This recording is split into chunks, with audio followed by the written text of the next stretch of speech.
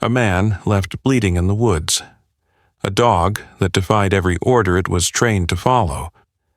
A child who once feared barking so much he cried at the sound. And a sheriff who never believed in dogs until one looked her in the eye and begged for help. This isn't just a story about survival. It's about the unseen hand of God working through the loyalty of one animal, the healing of one boy, and the transformation of one heart. And when they stood together in front of the station, man, boy, dog, and sheriff, it wasn't just a photo, it was a prayer made flesh. Before we begin this unforgettable story, would you mind sharing where you're from in the comments, and if stories of love, loyalty, and second chances move you? Please give this video a like and consider subscribing. The winter wind swept low across the rugged hills of Red River County, Texas, carrying the tang of dust and dry sage through the frigid night air. The stars blinked quietly over the sparse outlines of pine trees and bare mesquite brush, casting faint silver shadows on the ground. It was just past 2 a.m., and the town of Clarendon was asleep, except for two figures weaving through the edges of Black Hollow Ridge. Half a mile from the state border, Deputy Mark Ellison moved low to the ground, boots silent against the cracked earth. His eyes narrowed against the cold. At 37. Mark was built like a man who knew the strength of stillness. Tall, broad-shouldered, with square hands that moved deliberately. His jaw was often locked in thought, eyes dark like river stone, revealing little. Years of narcotics work had stripped him of illusions, and tonight he wore that look. A man who'd seen plans go sideways too often. His past was marked with a betrayal during a failed operation years ago, one that left his partner critically wounded. Since then, Mark had learned to trust only one partner, Orion. The golden retriever moved beside him like a shadow made of honey and muscle. 7 years old and seasoned by dozens of operations, Orion was no ordinary canine. His coat was thick and amber gold, flecked with faint gray around the muzzle, each line hard-earned.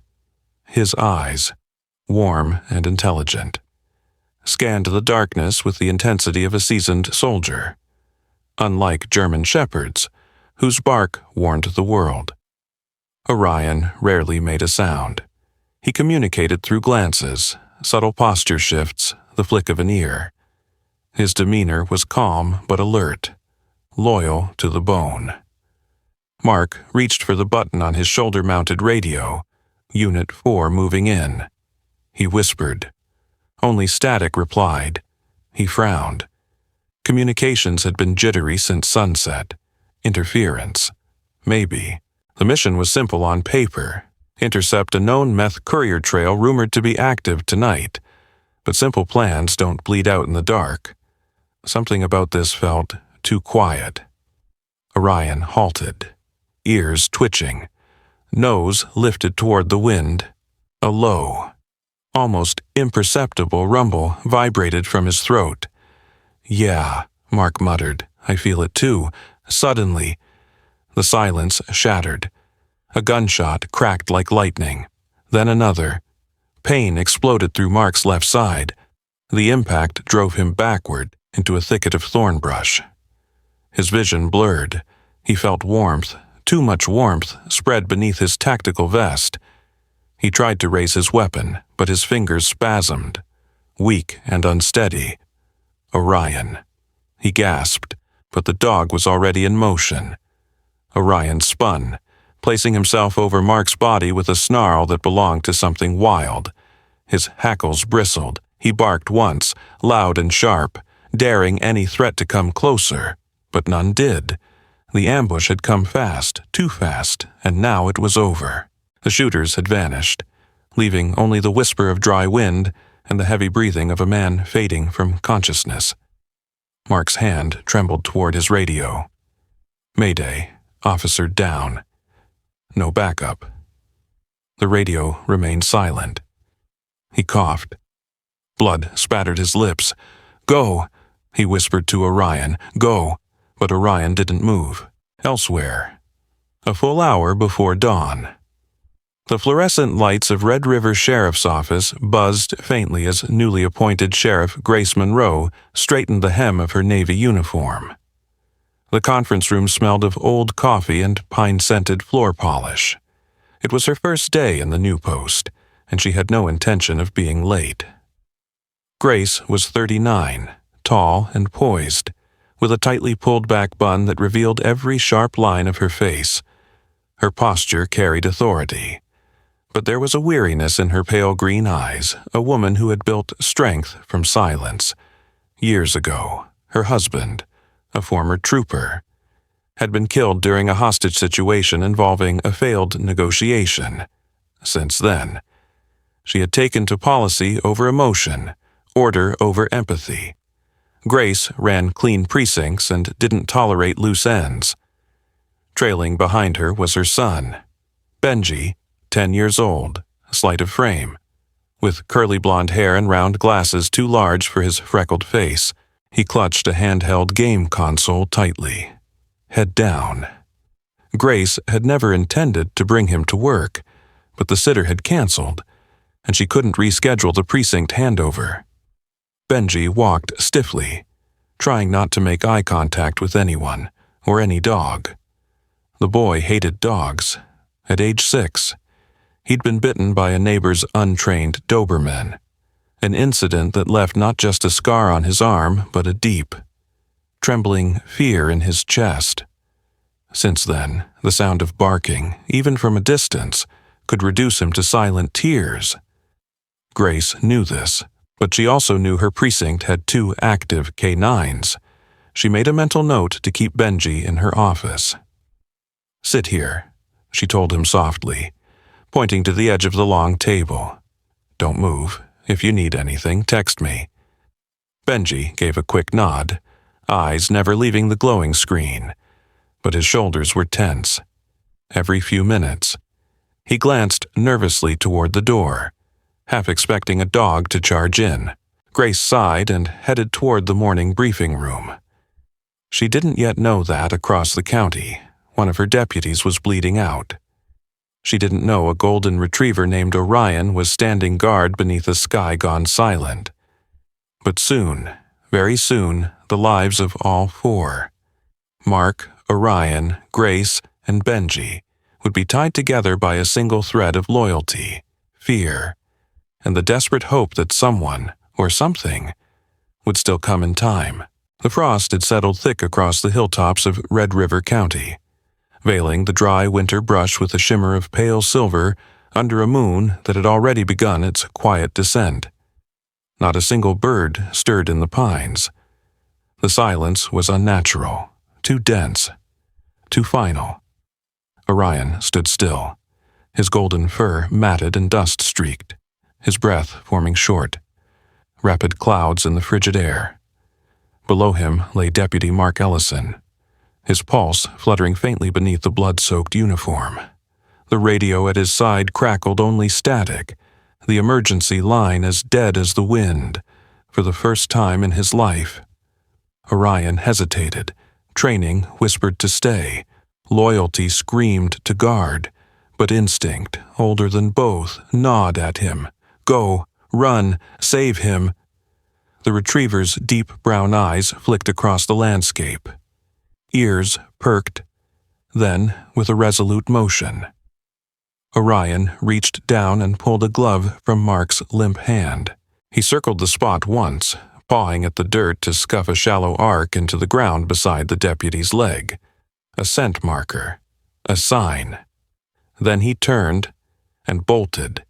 His frame, though muscular and powerful, moved with liquid agility through the underbrush. Thorns scraped his legs, branches lashed his back. But Orion didn't stop.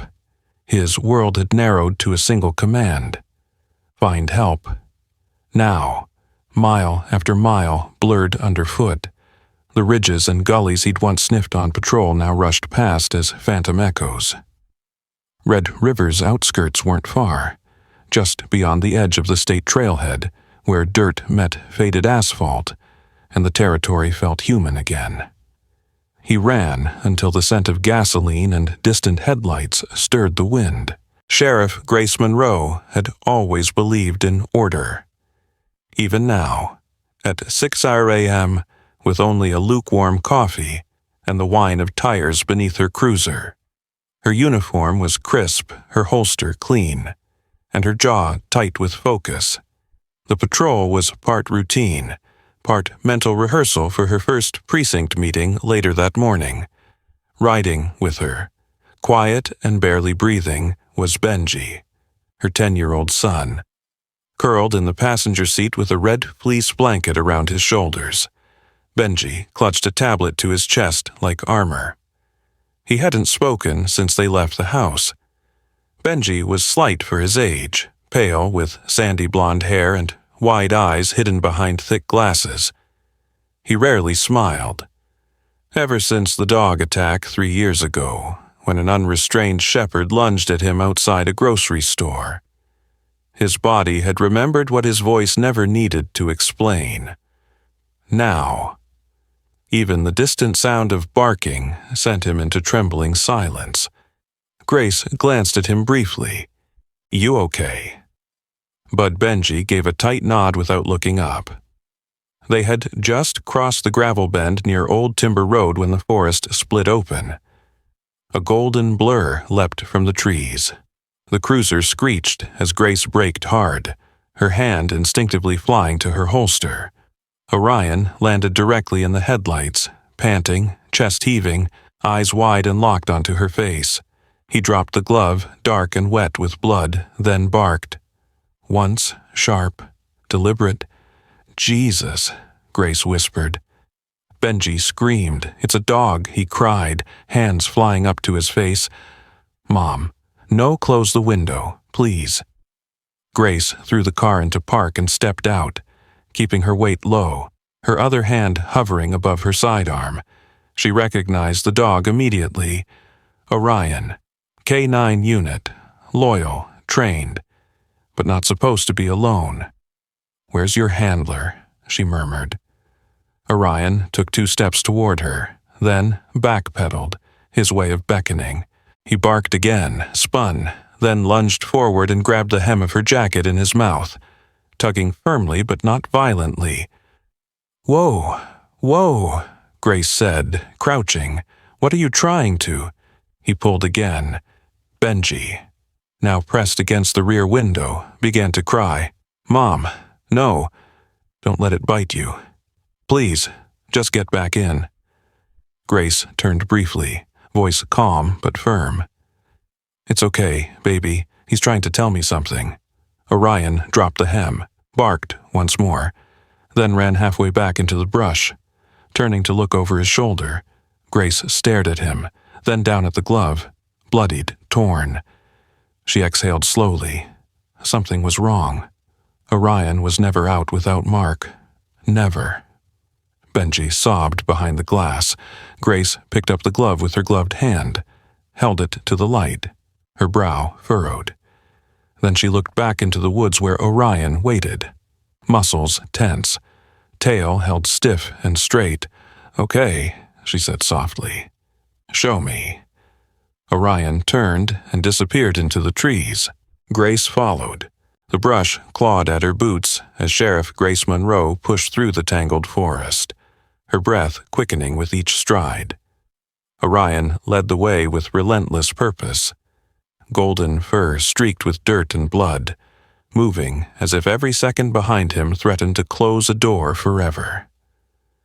The morning light had begun to fracture the horizon, and slivers of pale pink now touched the treetops. But within the forest, shadows still ruled, behind Grace. Benji stumbled over roots, wrapped in his red fleece, his eyes wide with silent panic. Grace kept glancing back, one hand extended protectively toward her son. "You okay back there?" Benji nodded but didn't speak. His lips were pale, and his small hands clenched his blanket like a shield. His gaze, however, was not on the woods but fixed on Orion, who moved just ahead of them, occasionally glancing back with eyes full of impossible urgency. Grace had always trusted logic. She built her career on calm assessment, on evidence, and yet here she was, following a dog, no orders, no backup, no certainty, through terrain she barely recognized. But the way Orion moved, the way his body language screamed, "Follow me and hurry," it silenced doubt. The undergrowth thickened. Vines coiled between brambles, and the ground sloped unevenly. Grace gritted her teeth and climbed. Benji slipped once, and she caught him. They kept moving. After 15 minutes, they passed an old hunting blind, abandoned and leaning sideways. It was the only human-made structure they'd seen since entering the woods. Grace slowed to examine it for signs of a lookout or surveillance, but Orion barked once, short. Not aggressive, just enough to press her forward again. They passed into a narrow gulch where mist clung like gauze to the earth, and the scent of something metallic tainted the air. Then she saw it, a crumpled form half hidden behind a boulder, legs splayed unnaturally, a streak of dark red cut through the dirt like spilled ink. Orion sprinted the final yards and dropped to the ground beside him, whimpering low. Grace ran. Mark, deputy. Mark Ellison lay curled onto his side, barely conscious. His lips were cracked and blue. His vest soaked through with blood. His service weapon was still clutched in one limp hand, untouched. The glove Orion had taken was missing from the other. Grace dropped to her knees, voice tightening. "Mark, hey, stay with me." His eyelids fluttered. He made a sound, a broken groan, hoarse and wet. Grace pressed her fingers to his neck. Pulse, faint, but present. "Benji," she barked, not looking back. "Hand me my radio. Benji." Rooted in place with tears frozen on his face. Scrambled to comply, he ran the few steps forward, holding the bulky radio with shaking hands. Grace snatched it and called in. "Sheriff Monroe, officer down. Repeat, officer down. Deputy Ellison, located. Severe blood loss, bullet wound in lower torso. Request airlift immediately. Location is..." She glanced around, searching for landmarks. East of Old Timber Road. Half-mile into Black Hollow Ridge. I'm marking the GPS now. Copy, sheriff. Medical chopper en route. Grace placed the radio down and ripped open a pouch on Mark's vest, retrieving a compression bandage. She worked fast, her fingers steady, her face pale. Orion sat pressed against Mark's shoulder, refusing to move. Benji inched forward slowly, each step hesitant. His chest was rising fast with panicked breaths, but his eyes were locked on Orion, not in fear this time, but in awe. The dog didn't growl, didn't bark. He only turned slightly, meeting Benji's gaze with something close to calm. Grace felt the shift in the air. Benji took one more step. Then he whispered, barely audible, "You're a hero." Orion's ears twitched, and he let out the softest of sounds, a low, pleased hum from deep in his chest. He blinked once, and in that moment, the line that fear had drawn in Benji's heart years ago began to blur. Grace didn't notice at first. She was focused on Mark, on the blood that kept seeping, on the breath that rattled more than rose. But when she glanced up and saw Benji kneeling beside Orion, one hand outstretched and hovering just inches from the retriever's fur, her breath caught. Orion didn't move. He didn't flinch. Benji whispered again. "He came to find us. That means he knew we'd help." Grace swallowed hard. "Yeah," she said softly. "He did." In the distance, the faint thrum of a helicopter broke through the canopy. "Help's coming." "Mark, just hold on," she said, leaning in close. Her voice cracked on the last word. The sound of rotor blades grew louder. The helicopter had long vanished beyond the tree line, but its thunder still echoed in the space Orion left behind. The field was quiet now, filled only with the rustle of wind through brittle leaves and the slow breaths of those who remained. Grace stood in the clearing, watching the sky where the medevac disappeared. Her shoulders were tight, her mind racing. Mark Ellison was on his way to Red River Regional. Whether he'd make it, no one knew. She turned to Orion. The golden retriever stood at the edge of the field, staring into the fading sky. His fur, once vibrant, was streaked with blood and dirt, but his posture remained firm. His breathing was steady, his eyes sharp, but filled with something hollow. Benji stood beside him now, clutching his fleece blanket like a tether to childhood. His lips quivered, but he wasn't crying. Not anymore. "Mom," he whispered. "Can we go to the hospital too?" Grace looked at him. His voice was fragile, but the fear that had once controlled every reaction to a dog was now distant. She gave a small nod. "Yeah, baby. We're going." Red River Regional Medical Center was already awake when they arrived. Fluorescent lights glowed sterile across polished floors. The ER buzzed with soft voices, the occasional beep of monitors, and the distant metallic squeak of rolling gurneys. Inside, Mark had been rushed to the operating floor. The trauma team, alerted en route, had already scrubbed in. A nurse at the front desk directed Grace to the critical care wing, where they could wait for news. Orion wasn't allowed beyond the glass doors of the ICU. That didn't stop him. The retriever took position just outside the surgical hallway, lying down with his head between his paws, eyes locked on the sealed door. A passing orderly tried to coax him away with gentle words and a biscuit. Orion didn't blink. Grace stood nearby, watching him. She had never understood the kind of bond Mark had spoken of in passing, always with a half smile. Calling Orion the only backup I trust without second-guessing. Now, seeing the dog unmoving, unmoved by anything except that one door. She understood. Benji had sat on a low bench, silent for nearly half an hour, but his eyes never left Orion. The fear that used to freeze him seemed to be unraveling, thread by thread. A nurse named Carla Nguyen walked by. Pausing when she saw the boy, Carla had worked the night shift for years, short, kind-eyed, with laugh lines that refused to vanish even on sleepless days. She approached with a small cup of juice and knelt beside Benji. First time seeing a canine up close, Benji nodded. "He's special," Carla said softly. "You can tell when they're different. He hasn't moved since he got here." Benji clutched the blanket tighter. He was with the man, the one who got hurt. "That's his partner, yeah," Benji said. Then glanced up. "Can I go closer?" Carla looked to Grace, who had already been watching. The sheriff nodded. Benji stood slowly, took a deep breath, and approached Orion. The dog didn't shift, didn't look up. Benji reached out a tentative hand, then paused. "Hey," he said, voice small, "you're still waiting." "Huh."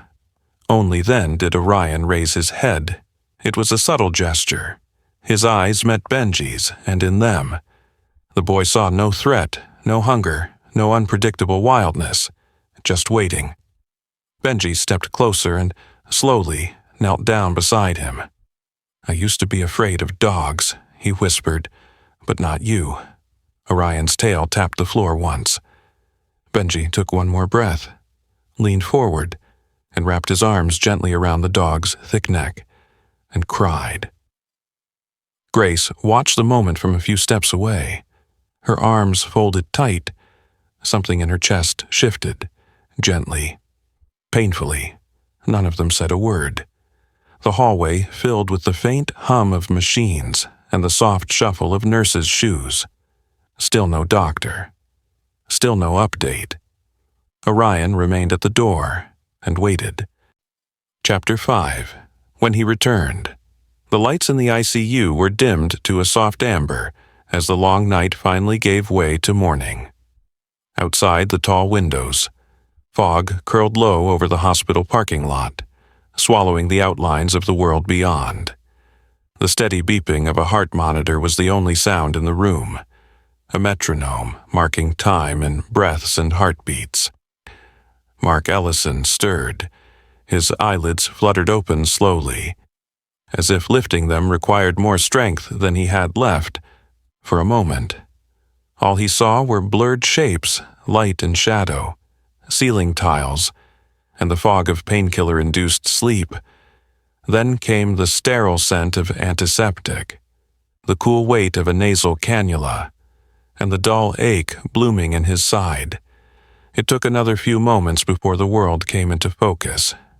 He was alive. His hand twitched. It felt like it belonged to someone else.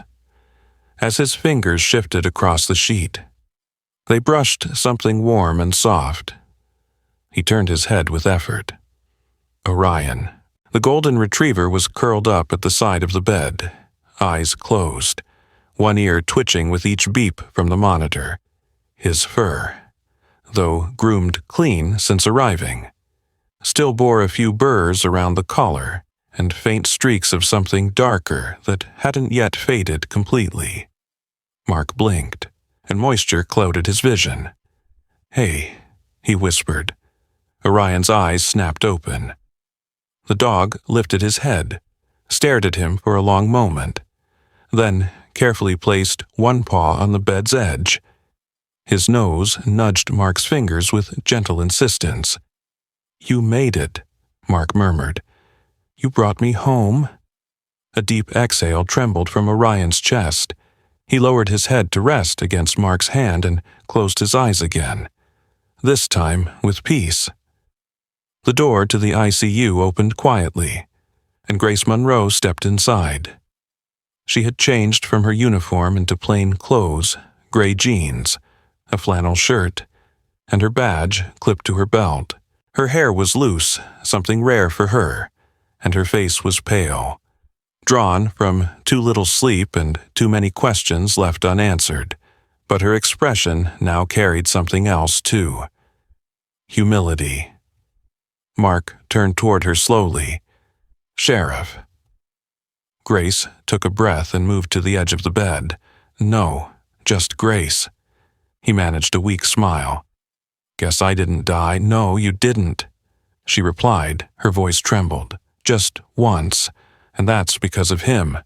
She looked down at Orion. Mark reached out, scratched behind the dog's ear. He always knew what to do before I did.